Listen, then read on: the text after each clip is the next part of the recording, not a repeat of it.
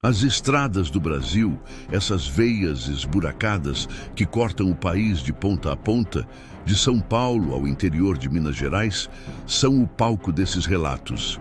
Este vídeo diverge completamente do que vocês imaginam conhecer sobre esses caminhos isolados. Não é só sobre acidentes ou lendas antigas, mas sobre algo que rasteja além da compreensão comum. Aqui, os fatos se desenrolam em trechos de rodovias reais, como a BR-116, conhecida como Rodovia Regis Bittencourt, ou a BR-262, que serpenteia pelas matas fechadas do Espírito Santo, lugares onde o asfalto se funde à escuridão da noite e o ar carrega um peso opressivo de umidade e abandono. Esses caminhos são temidos não pelo tráfego caótico, mas pelos silêncios que devoram os faróis, pelas curvas que engolem almas perdidas e pelo eco de vozes que não pertencem a ninguém vivo. Uma frase ecoa entre os caminhoneiros: nas estradas, o que para ao seu lado pode não ter começado a jornada no mundo dos vivos. Bem-vindos ao canal Rastros do Medo, o espaço onde as sombras da realidade se revelam em sussurros que ninguém ousa repetir. Não vamos remexer em eventos históricos ou estatísticas frias. O que vai arrepiar a pele de vocês são os murmúrios, as narrativas folclóricas e os calafrios que se propagaram como névoa entre os motoristas.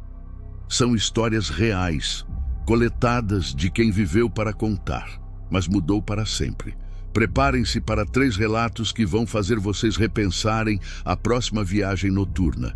Vamos mergulhar no primeiro.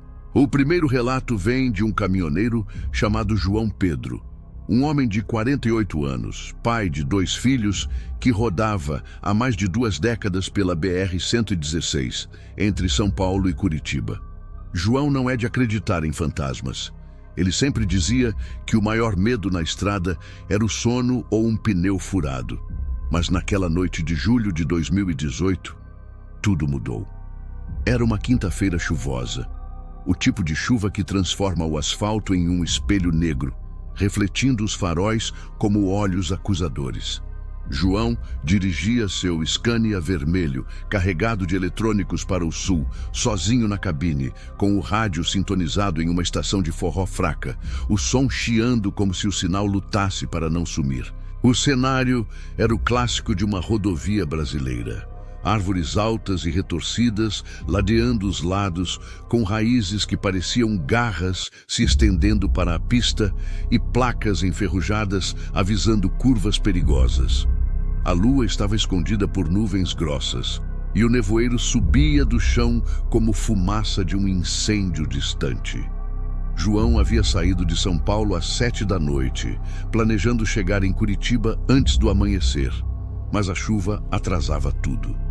Ele parou em um posto de gasolina abandonado, daqueles que outrora vendiam café quente, mas agora só restavam bombas secas e um cheiro de diesel velho impregnado no ar. Enquanto enchia o tanque com um galão reserva, notou um vulto ao longe, na beira da estrada. Uma figura esguia parada imóvel, como se esperasse um milagre. João acendeu um cigarro, o isqueiro tremendo levemente em suas mãos calejadas. Não de frio, mas de um desconforto que ele não conseguia explicar. A figura não se mexia, mas parecia observá-lo. Curioso e talvez um pouco solidário. Afinal, quem deixa alguém na chuva? Ele buzinou 2 vezes. O vulto virou a cabeça devagar, um movimento que parecia antinatural, como se o pescoço girasse em um ângulo impossível. Era um homem, magro, vestindo um casaco impermeável marrom, encharcado, com o capuz cobrindo metade do rosto. Ele ergueu o polegar, pedindo carona. João hesitou por um segundo. Lendas urbanas sobre a BR-116 falam de assombrações de motoristas mortos em acidentes, almas que pedem carona para voltar para casa. Mas ele riu de si mesmo. É só um sujeito molhado, pensou. Ele parou o caminhão a uns 100 metros adiante e o estranho subiu na cabine sem dizer palavra. O cheiro veio primeiro, um odor úmido, como terra molhada misturada a algo metálico. Sangue, talvez? João tentou puxar conversa. De onde vem, amigo? Tá uma noite danada. O homem se sentou no banco do passageiro, as mãos enluvadas no colo, e murmurou.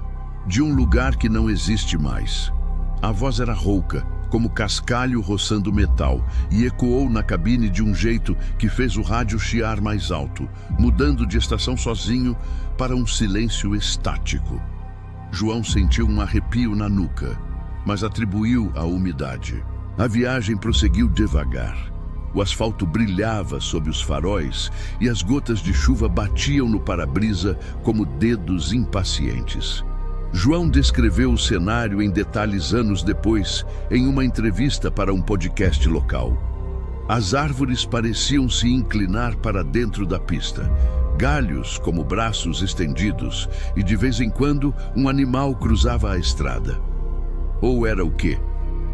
O estranho não falava mais, mas João jurava ouvir sussurros vindos dele, baixinhos, como preces em latim misturadas a nomes de mulheres. Maria, volte, o acidente. Ele olhou de lado. O homem estava imóvel, olhos fixos na estrada, mas a boca se movia levemente, como se respondesse a uma conversa invisível. A tensão crescia aos poucos. Primeiro um indício. O retrovisor mostrou um carro fantasma atrás deles, faróis que piscavam e sumiam. João acelerou, coração batendo forte. Ei, você viu aquilo? O estranho virou o rosto devagar, e pela primeira vez, João viu os olhos, vazios como poços negros sem brilho. Eu causei aquilo, sussurrou o homem, e um som veio do assoalho, unhas arranhando o metal da cabine como se algo tentasse subir. Não era o homem, era algo embaixo. João pisou no freio, o caminhão derrapando na pista escorregadia. O estranho riu, um som gorgolejante, como água em um cano entupido. Pare aqui, minha saída. Ele desceu sem porta aberta, simplesmente evaporou no banco, deixando apenas uma poça de água suja no assento, com um cheiro de decomposição. João continuou dirigindo, suando frio, e só parou em um posto iluminado, onde contou para o frentista. Dias depois, pesquisando, descobriu que em 1995, um acidente fatal na mesma curva matou um motorista chamado José Maria, cujo corpo nunca foi encontrado inteiro. A lenda local diz que ele pede carona para recriar o acidente. João nunca mais rodou à noite. E você pararia para um estranho? Agora, o segundo relato de Ana Clara, uma jovem de 29 anos, enfermeira em Vitória, que pegava a BR-262 toda semana para visitar a família em Minas. Ana era cética, criada em cidade grande, mas as estradas do interior têm seu jeito de quebrar barreiras. Era novembro de 2020, fim de tarde, o sol se pondo como uma ferida aberta no horizonte, tingindo o céu de vermelho sangue. A BR-262 é infame por suas matas densas, onde a luz mal penetra, e lendas falam de a mulher da curva, uma alma de uma passageira assassinada nos anos 70, que aparece como hitchhiker para vingar-se. Ana dirigia seu Fiat Uno velho, o ar-condicionado quebrado, janelas abertas para o vento quente que cheirava a eucalipto queimado. O asfalto era irregular, buracos como bocas famintas, e placas avisavam: cuidado com animais silvestres, mas os verdadeiros perigos são invisíveis. Ela havia saído cedo, mas um engarrafamento a atrasou, e agora a noite caía rápida, engolindo as sombras das árvores que pareciam sussurrar segredos.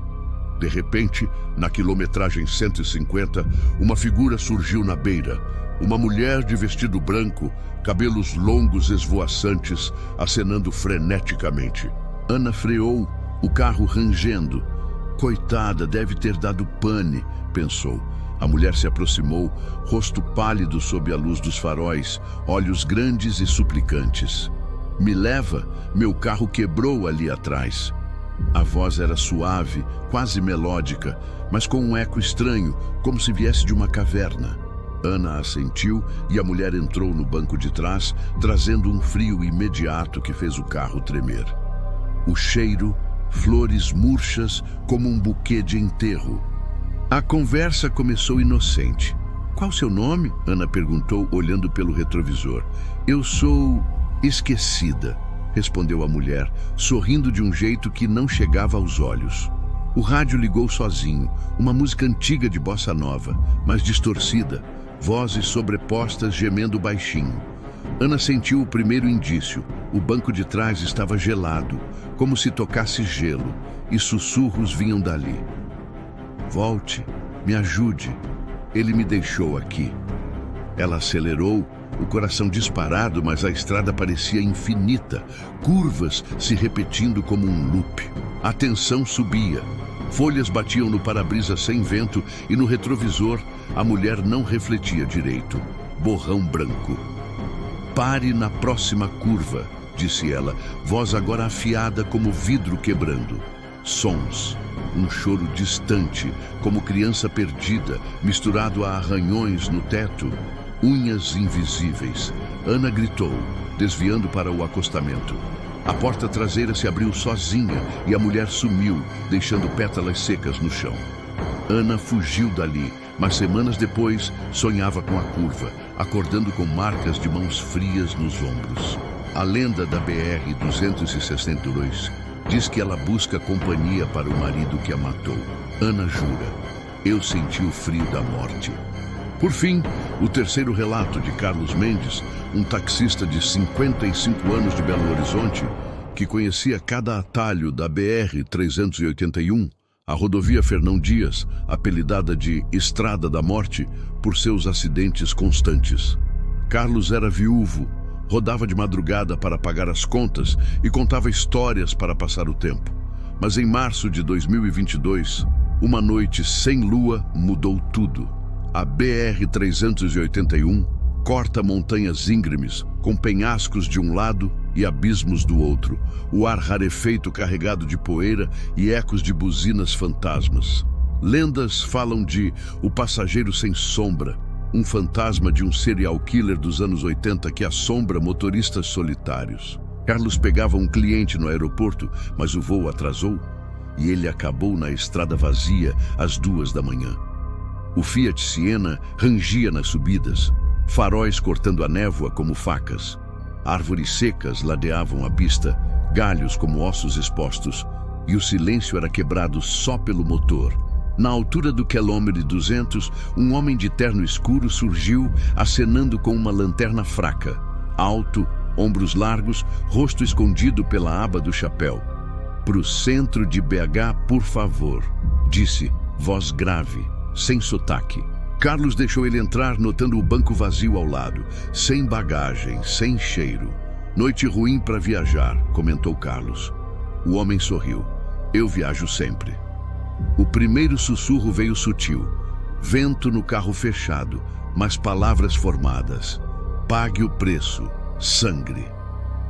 O rádio estalou, notícias de acidentes antigos. Carlos olhou. O homem não projetava sombra no painel iluminado. A atmosfera pesava, curvas apertadas, o abismo parecendo chamar e sons, respiração pesada atrás, como se outro estivesse ali, e batidas leves na porta, como socos abafados.